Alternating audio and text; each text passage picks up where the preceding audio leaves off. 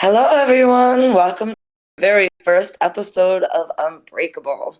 I am Elle, And I'm Kay. and today we will be doing an introduction to ourselves and to kind of give you an idea of why we're here and why we have why we started this podcast. Yeah, because not everybody wants to be a part of the chronic illness community. Exactly. No, we don't really sign up for, oh, me, yeah, pick me, please, God. No, we don't. Yeah, No, we don't. But I know with you, Elle, there was a situation when you were born where you started to lose your hearing. You weren't born deaf, though, right? No, I was actually born completely deaf. Oh, okay. I shouldn't say completely deaf because obviously I can hear you, but I mean, I was born deaf with a condition.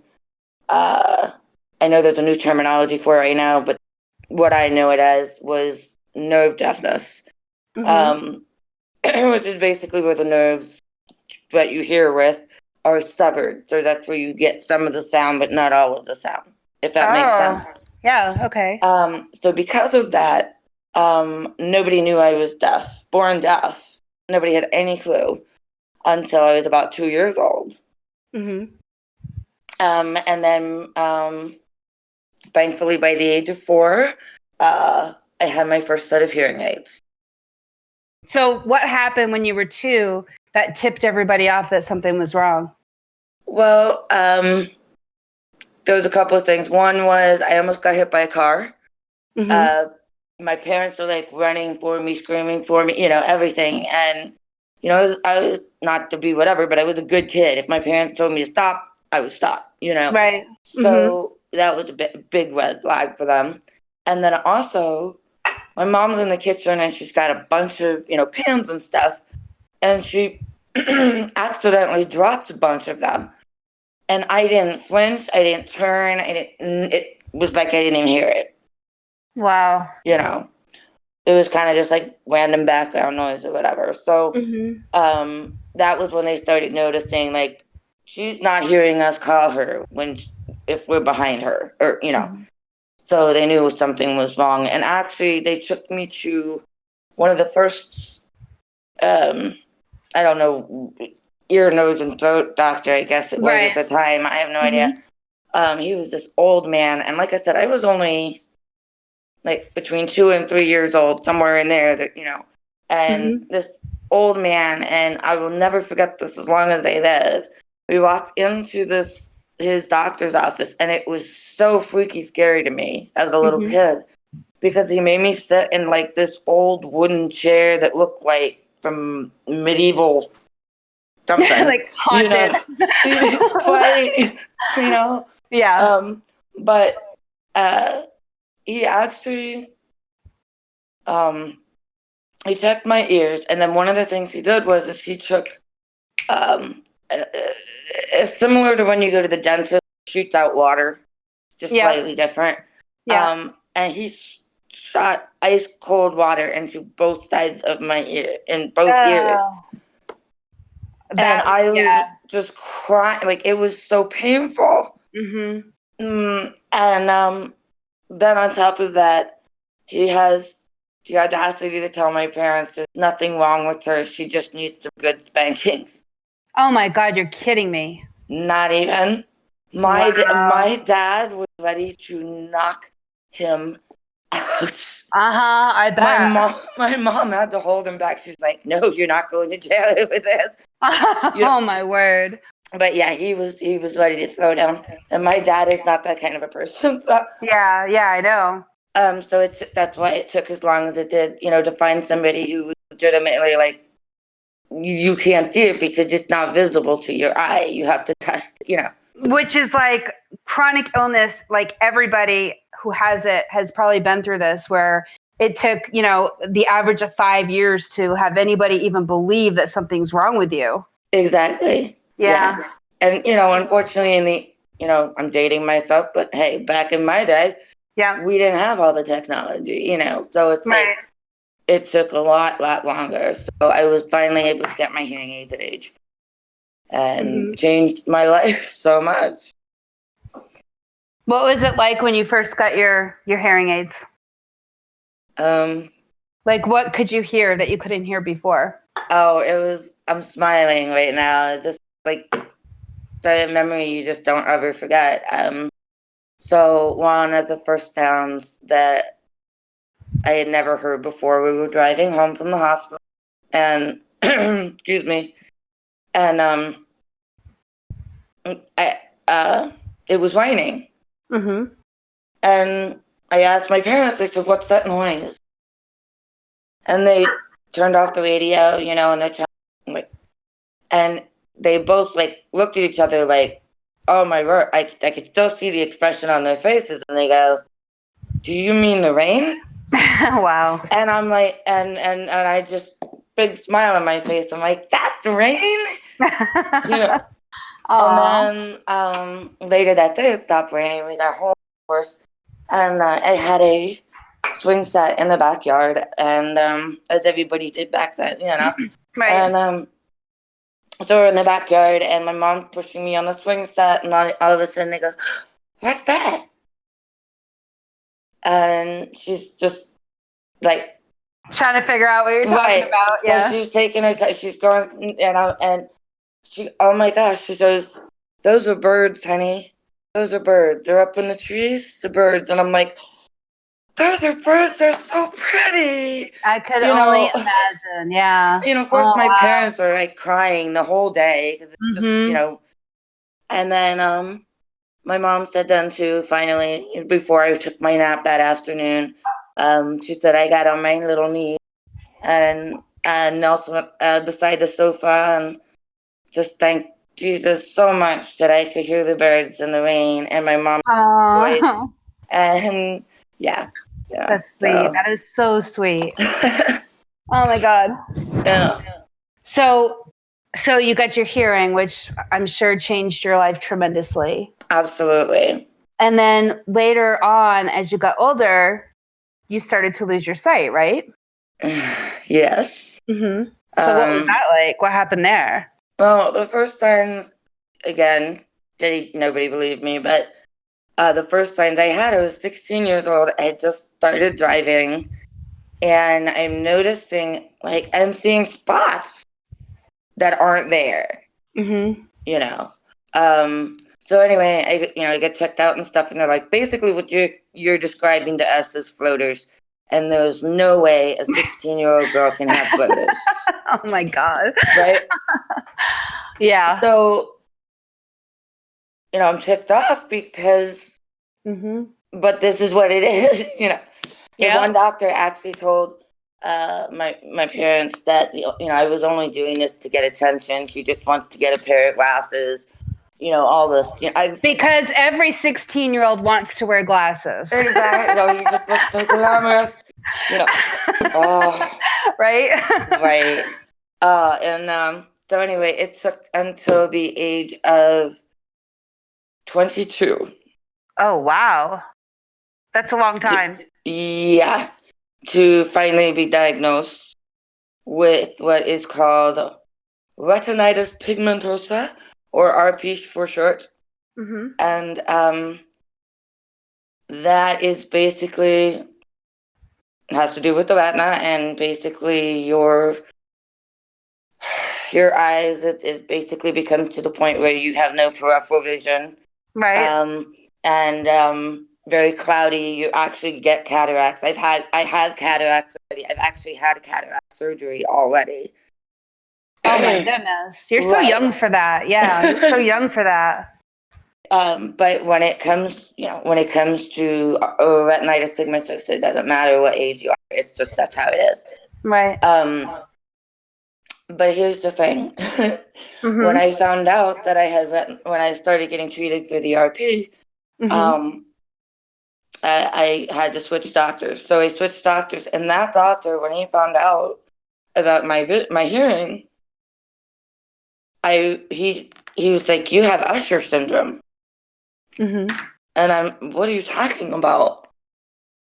And so he gave me all the paperwork and everything here. Which is extremely rare, right? That's not. Yeah, he gave me all the paperwork, and according to the paperwork, it's so rare.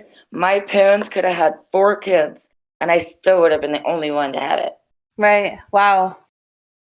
So it's Wow. that extremely rare in the entire world. And It's yet just that so. it took that one doctor all those years to figure it out. Hmm. If Yeah. they had just, taken the time to listen to me instead of just, yeah, you're too young. Hmm.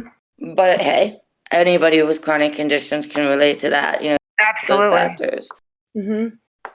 So So, when they figured out you had Usher syndrome, what was the treatment? What was the outlook, the prognosis? Like, what did they tell you? mhm. There's really not much you can do for the vision. Hmm. Oh, the hearing, obviously hearing aids and that. Hmm. But right now, there is no, they're trying to work on a cure. Right. Like a, the gene, blah, blah, blah. I'm sorry, genetic therapy. Is that the Yep. word? Yep. Yeah. Therapy. Yep. So thank you. So yeah, that would be about the only way, because Hmm. it's basically the Usher syndrome. It basically is like an on and off switch in that particular gene.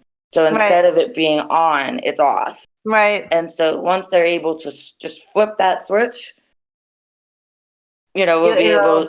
Yeah, it's bizarre because people are like, well, why can't you just get an eye transplant?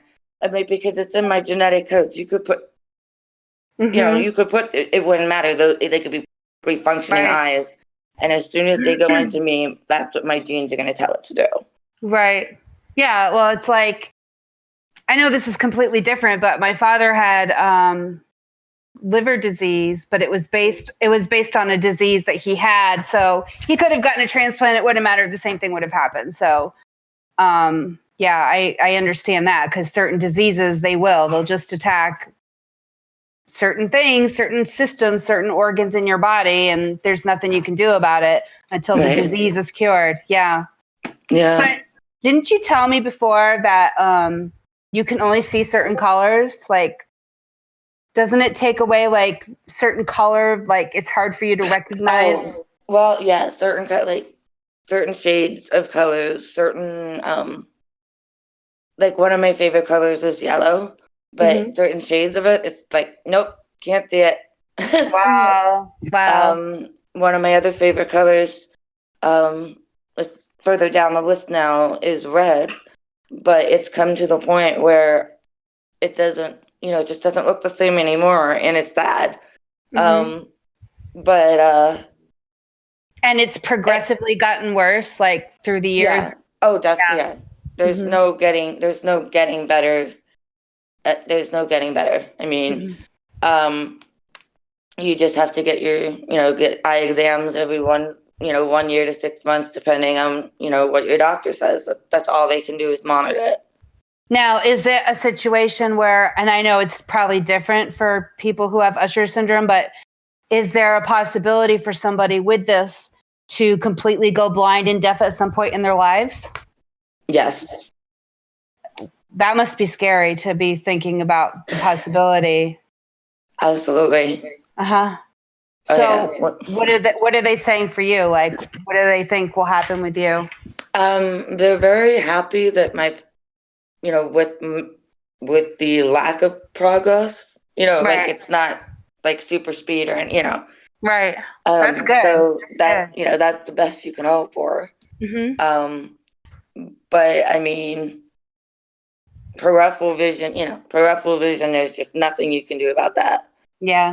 And so as that fades, you just have to adapt. So I guess my next question would be if they were to somehow cure the disease, would everything reverse or would you be stuck with like the damage that's already been done?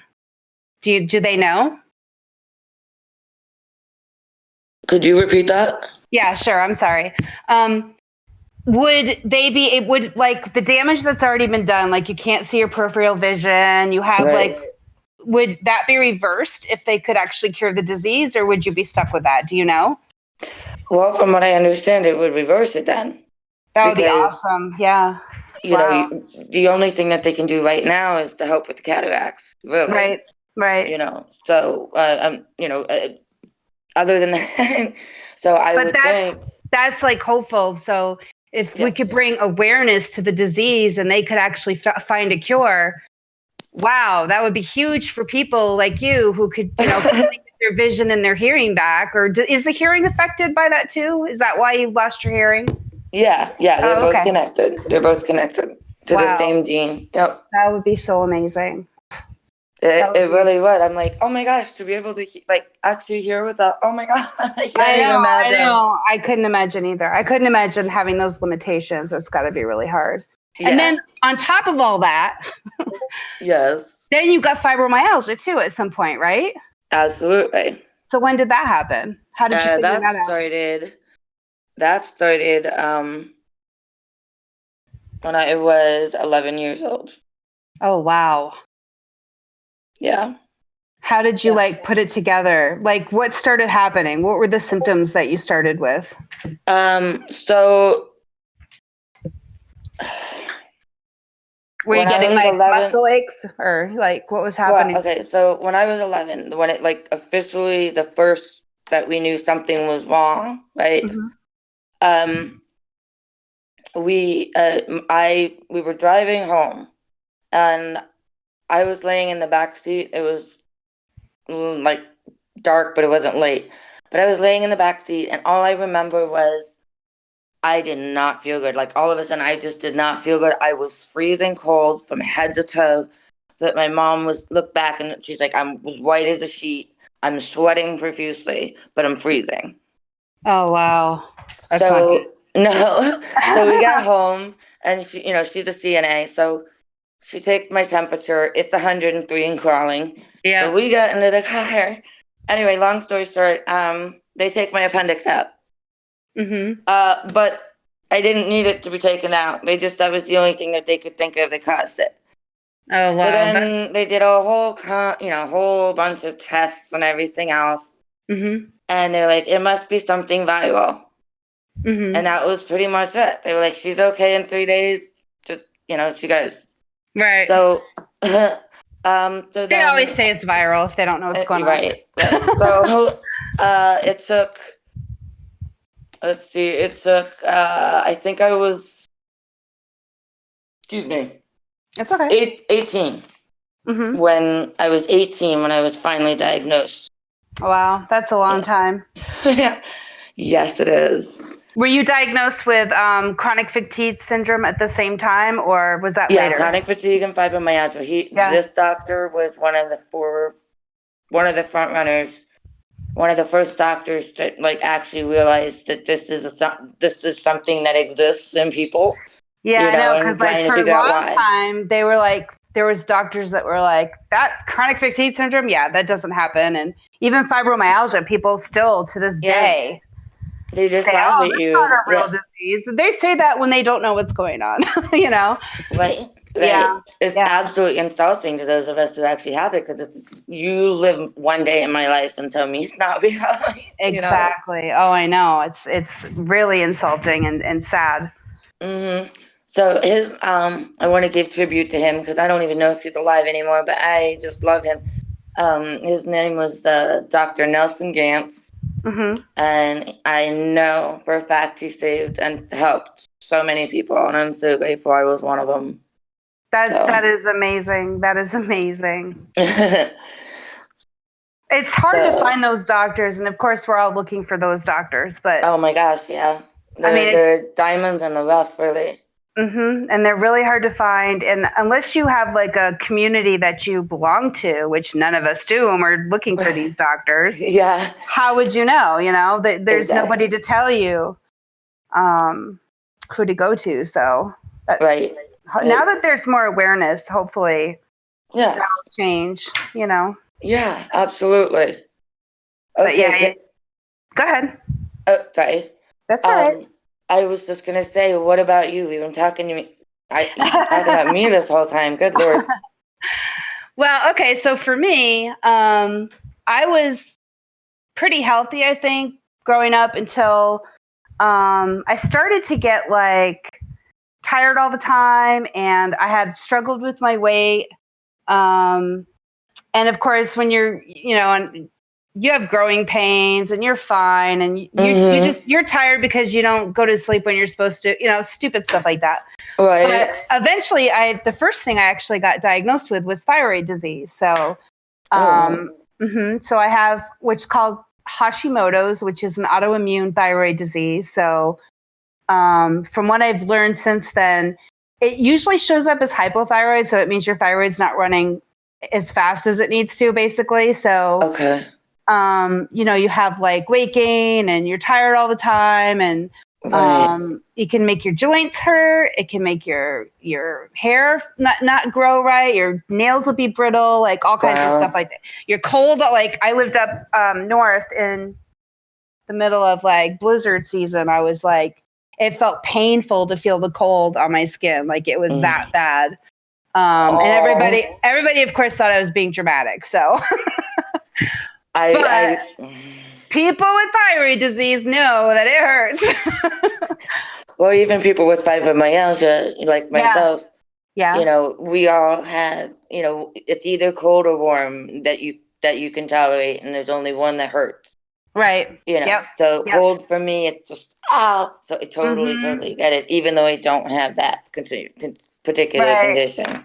Right. And so like you said, there was a doctor that I went to eventually. I struggled with this until I hit like, I think around 20. Wow. I was really, really sick at that point though.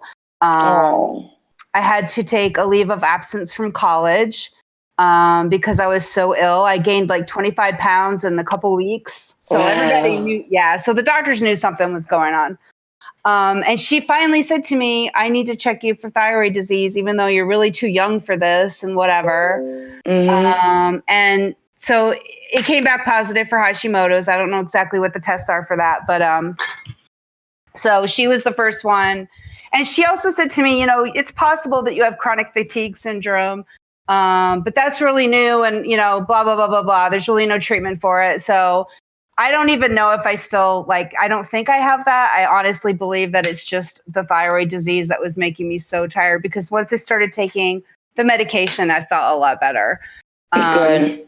And then later in life, I started to get, so here we go. Buckle up. Anyway. Right, buckle up. Here we go. It's going to be bumpy. I went through a situation where my thyroid was actually acting up again, and it was starting to I was starting to gain weight and stuff. So, because every so often they have to adjust your medication. So I was like, my response to that was, okay, I'm going to buckle down and I'm going to do all this fitness stuff. And so I joined Beachbody and started doing P90X and started doing Turbo Fire. Wow. Oh yeah, I was all in. And at that point too, after I started doing that, I started going to the gym, which I had never done before. And I started doing spin bike classes. And if people knew me before, they were just shocked, because this was not me before this, but I really dedicated myself to it. And then I started doing kickboxing, and I absolutely loved that. Loved it. Cool. So once I found what I really loved, it was easy, and I got really fit. I lost tons of weight. I started lifting weights to build muscle, and my thyroid started to just really pop back into, gear. And all of a sudden though, as I'm doing this, I've been doing this for a year, all of a sudden I'm starting to hurt really bad. My knees are hurting, my elbows are hurting. And I'm maybe I'm doing too much. Maybe I've injured myself. Right. So I go to the doctor, and they're like, no, you're fine. I don't know what's going on. But keep it up. You're doing great. Exercise is perfect. So, to speed this up a little bit, it took me another year before I was to the point where I started to gain tons of weight. So I started to double up on my workouts. Even though it hurt really bad, I was doing it anyway. I stopped eating and started doing shakes instead of food. I was trying so hard and nothing was working. And I started to feel sicker and sicker and sicker. And basically it was major fatigue, the joint pain was unbearable in like the wrists, the fingers, the elbows, my knees, my ankles. Those were like the main things that were hurting. How did you Go ahead. how did you exercise so much with the fatigue? I I don't even know. I pushed myself. I really did until I got to the point where I couldn't do it anymore. And I was just like, I'm going to take a week off and see if I feel better. And a week turned into 2 weeks. And you know what I mean? Like I just couldn't do it. And then it got to the point where walking was hard for me. Like then one day I'm standing in the kitchen and I'm cooking dinner and I'm holding like this ceramic bowl and my hands couldn't hold it anymore. And it didn't weigh a lot, but I just couldn't grip it. And I dropped it on the ground and it smashed. And I was like, I can't. All of a sudden I realized, oh my God, I can't hold a laundry basket. I can't, all these things. So I had already seen a bunch of doctors before this and they were like, oh, you have metabolic disease. Oh, no, you don't. The test came back fine. Well, maybe you have PCOS. No, you don't have that. The test come back fine. It was always something different. And people were starting to think I was full of crap. I mean, seriously, like they were like, you must be lying about this because the doctors aren't finding anything, Meanwhile, I'm falling apart, Yeah. I gained 100 pounds in total. Oh my gosh. I was losing my hair.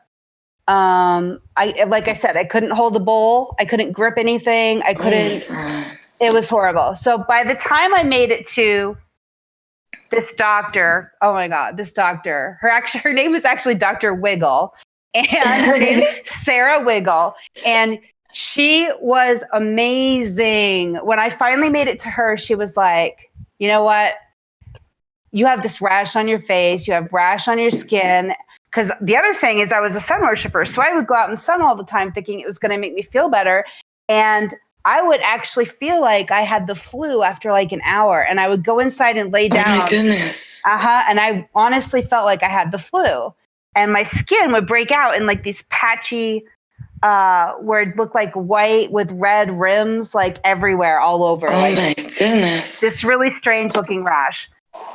So when I finally saw her, she said, you know what? I honestly think you have lupus. And I'm like, what? Like, what that? Oh what? my goodness. Like, it wasn't even on my radar, Right. She said, you're hitting a lot of the mark. There's like 11. We'll have to bring this up in another podcast, but there's like 11 checkpoints of if you have 7 of these or something like that, you're likely to have lupus. And then they don't actually have a test for lupus, but they have like markers that they can test in your blood. Okay. One of them was inflammation. And by the time they tested my inflammation, they had the answers as to why I was getting worse when I was exercising.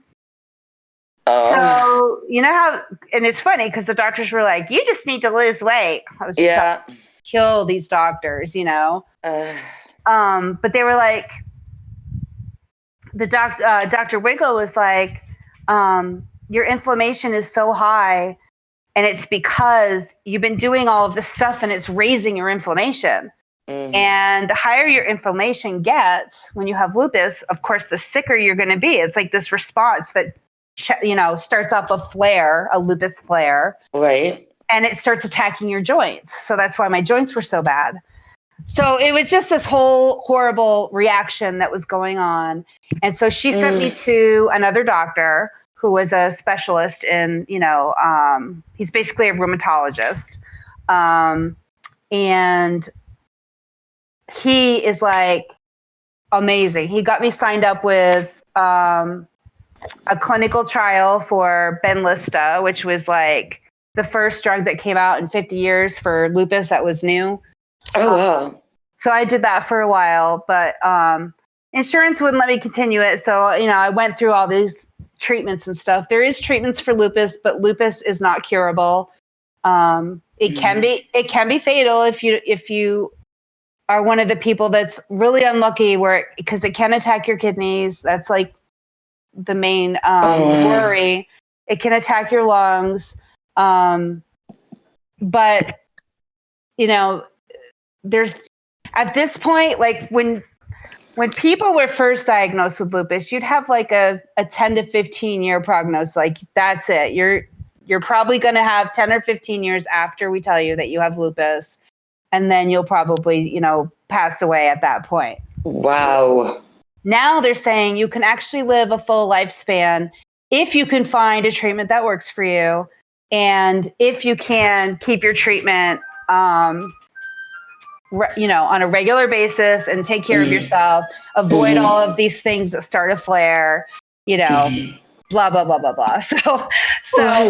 So basically, yeah, so that's where I'm at now. And it was like 5 years before I got a diagnosis. So I can completely relate to your situation where doctors were saying to me that it was all in my head. And,